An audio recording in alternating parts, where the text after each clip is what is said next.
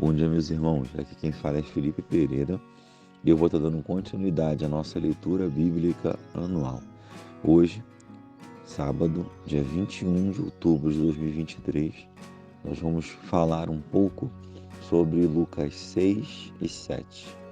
E aí, como eu sempre tenho o costume de trazer para os irmãos, eu separei aqui um versículo, dois versículos de cada capítulo para falar um pouco com os irmãos. E aí vamos falar um pouco sobre Lucas 6. Eu separei o versículo 41 e 42, onde a palavra de Deus diz assim: Por que vês tu o argueiro no olho do teu irmão, porém não repares na trave que está no teu próprio?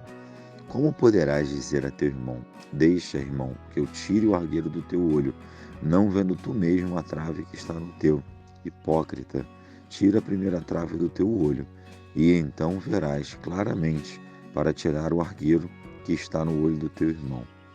Esses dois versículos, Jesus ele estava falando ao povo, à multidão ali, falando sobre bem-aventurança, estava falando sobre diversos assuntos, e aí ele para poder dizer sobre isso. E é interessante, irmãos, porque muitas das vezes a gente tem o costume de querer apontar o erro do próximo quando a gente não enxerga o nosso próprio erro. Ontem teve um evento na minha empresa e foi passado um vídeo falando muito sobre isso. Se eu não gosto o que a outra pessoa faz, eu mudo o que eu não gosto que essa pessoa não faz, eu mudo em mim. E é impressionante. Muitas das vezes a gente não gosta do fulano porque o fulano não faz isso, mas é porque nós também não fazemos isso.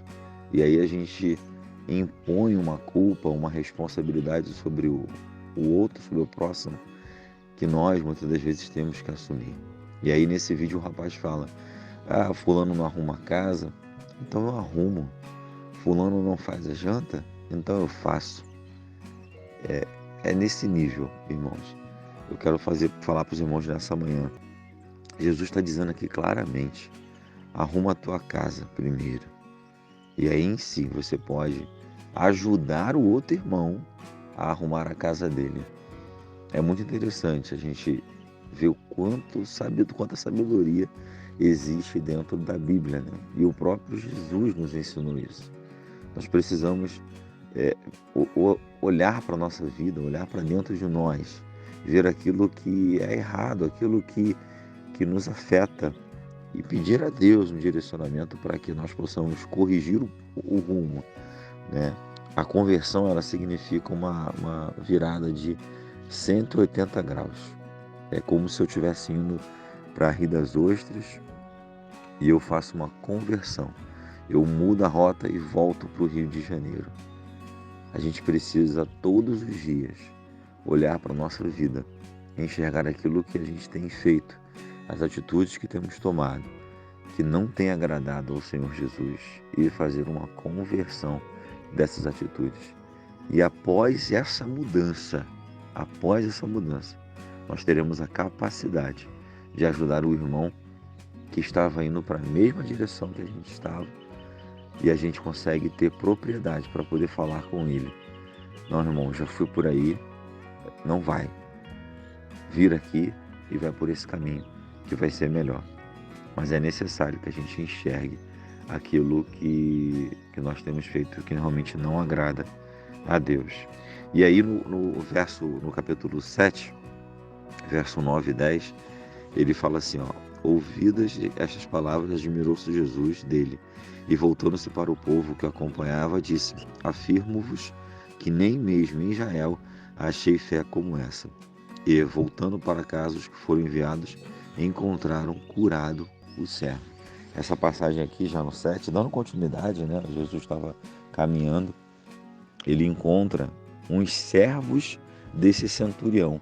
E é interessante quando a gente lê a Bíblia de novo, eu tinha na minha mente, claramente, de que era o próprio centurião que tinha ido falar com o Senhor, mas a palavra de Deus fala que ele manda pessoas falarem com o Senhor, e aí essas pessoas dizem que ele não é digno nem do Senhor, que o Senhor entre na sua casa, mas que se ele lançar uma palavra, o servo será curado. Para que a gente possa existir essa conversão dos caminhos que a gente tem seguido, para que possa existir uma mudança de vida, para que a gente possa conseguir passar a influenciar pessoas com amor, com o cuidado de Deus, é necessário que a gente tenha fé. Eu peço a Deus nessa manhã do dia 21 que você tenha a fé desse centurião, para que verdadeiramente você consiga converter dos seus maus caminhos, consiga enxergar o Senhor Jesus na tua vida e que você possa realmente ter fé para viver uma vida plena e incrível diante do Senhor nosso Deus, porque Ele tem preparado algo lindo para nós. Meus amados, eu desejo um sábado abençoado, um final de semana ainda mais do que abençoado. Eu estou aqui no Retiro de Homens e já quero deixar o convite aqui para você, homem, para que possa estar conosco no próximo retiro.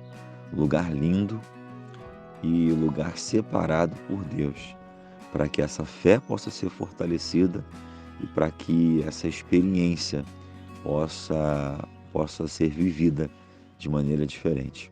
Que o Espírito Santo de Deus te abrace nessa manhã e que você sinta o afago do Senhor Jesus na sua vida. É o que eu desejo nessa manhã, em nome de Jesus.